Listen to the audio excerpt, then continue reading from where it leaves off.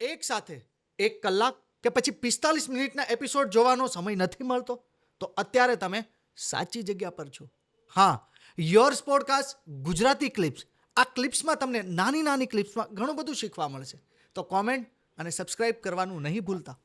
નિરેન ભટ્ટની આપણે વાત કરીએ કે નિરેન ભટ્ટના આવા લિરિક્સમાં આવો જાદુ જે કહેવાય કે બધાને મંત્રમુગ્ધ કરી દીધા. હજી પણ વારંવાર સોંગ સાંભળીએ તો વારંવાર સાંભળવું ગમે. શું કહો છો નિરેન ભટ્ટ? જાદુગર છે.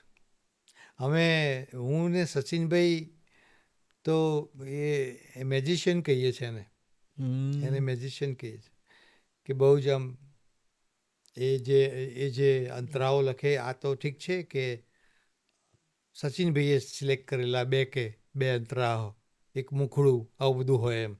પણ નિરેન આ દરેક સિચ્યુએશન પર આપેલું આ જે ગીત છે એના 8 થી 10 અંતરાઓ લખે છે નિરેન. આખું ગીત એ 8 થી 10 અંતરાનું હોય. આ જ લાગણીઓને એ મીટરમાં. ને એમાંથી તમે ધારો કે ઓમ મંગલમ સિંગલમનું ગીત હતું સાવરિયા, બરાબર છે, સાવરિયા, સૈયર, જે જીગરાએ ગાયેલું હતું. અને આ બધા ગીતો પછી લટકો 15 અંતરા હતા, 14 થી 15 અંતરા હતા. એમાંથી સચિનભાઈ 2 અંતરા ને એક મુખડું પસંદ કર્યું, એવું હતું. અથવા એક અંતરો ને એક મુખડું. એટલે નિરેન જાદુગર છે. નિરેન પણ એવું છે કે નિરેન સ્પેશિયલ મારા નિરેનના કોલેબોરેશન આમ મેં તમને પહેલી વાર કહું છું, મેં કોઈને ઇન્ટરવ્યૂમાં કીધા નથી આ વાતના, પણ ગગો હું જ્યારે 2004માં કરતો હતો ને ત્યારે નિરેન નાના હતા અને ભાવનગર હતા. અને એ મારા ફ્લોર પર આવતા હતા કારણ કે એમના સગા મામા એટલે વિનય દવે જે હાસ્ય લેખક છે, એ પણ આર્ટિસ્ટ, એ ગગોમાં રોલ કરતા હતા. એટલે એ રીતે નિરેન વિનયભાઈને કારણે અમારો એ એન્જિનિયરિંગ ભણતા હતો એના પહેલાંથી મારી સાથે બહુ જ એન્ટરટેનમેન્ટમાં મુંબઈમાં જોઈન થયા એ પહેલાંથી એમનું કોલેજ કાળ, એટલે બહુ યુવાની અમારી બધાની રાતોની વાતો એને સાંભળેલી છે. એટલે નિરેન સાથેનો મારો સંબંધ બહુ જુદા પ્રકારનો અંગત છે. અને એક આખો ઇમોશનલી અમે બહુ એટેચ છીએ. એટલે આપણી લવરીભાઈ અને ઓમ મંગલમ સિંગલમ બધી જ શું લિરિક્સ, યાદોના બાવળ, એ તો એની તો બહુ જ કમાલ છે કે જે સ્ક્રેચ હતો ને એમાં માત્ર સચિનભાઈએ આવું જ કંઈક કરેલું. ઓકે. અને પછી મૂકી દીધું સ્ક્રેચમાં. અમે પિક્ચરનું શૂટિંગ કરી એ ગીત સાથે જ કરતા હતા એમ. અને પછી જ્યારે જીગરાએ ગાયું, ગાવાનું ચાલુ સ્ટુડિયોમાં, જીગરો છે ત્યાં, સચિનભાઈ ગવડાવે છે, અમે બધા બેઠા છીએ. અને પછી આજે પાછળનું આ આલાપવાળું આવ્યું એટલે મને કે આવો ને સંદીપભાઈ, સચિનભાઈ. મેં કહું હા, કે આપણે છે ને આપણે આવું કંઈક ઇમોશન્સને આવું કંઈક કરવું હોય તો એ થોડી લેન્થ વધશે, પણ એ મારે કરાવવું છે એમ. તમે કહ્યું મને તો સંગીતમાં નહીં ખબર પડે સર તમે તો આમાં તો હું તો તમને જોવા આવ્યો છું, આ તમારું જાદુ જોવા આવ્યો છું, મને ખબર નથી આ જાદુ.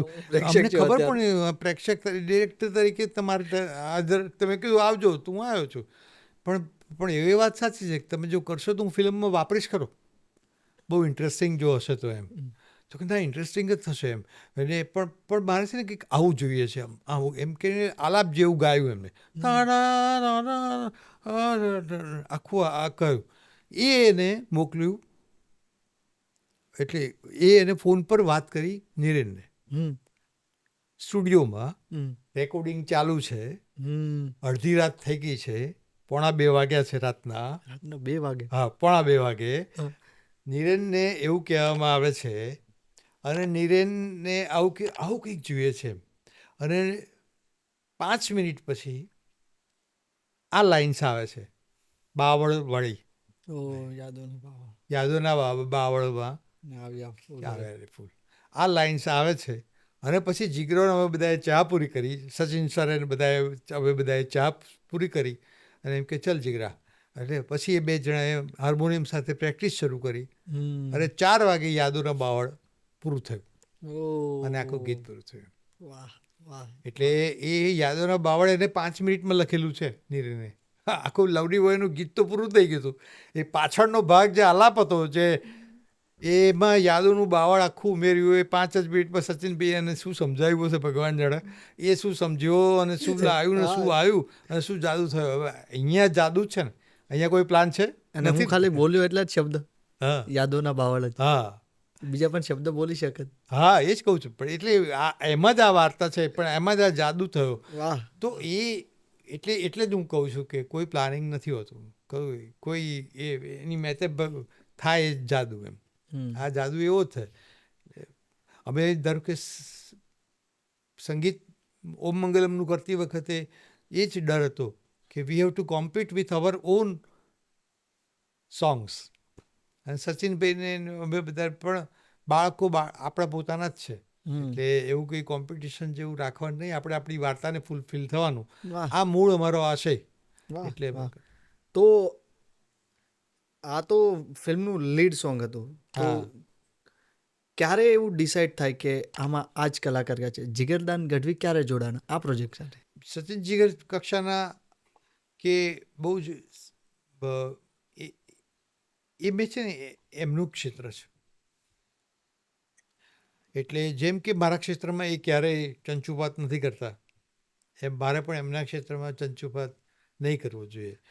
એટલે મારી તો ઈચ્છા એવી હોય કે અરિજીત ગાય, મારી તો ઈચ્છા હોય કે કોઈક બીજા ગાય, કંઈ એવું હું તો ગમે તે સપના લઈને જાઉં.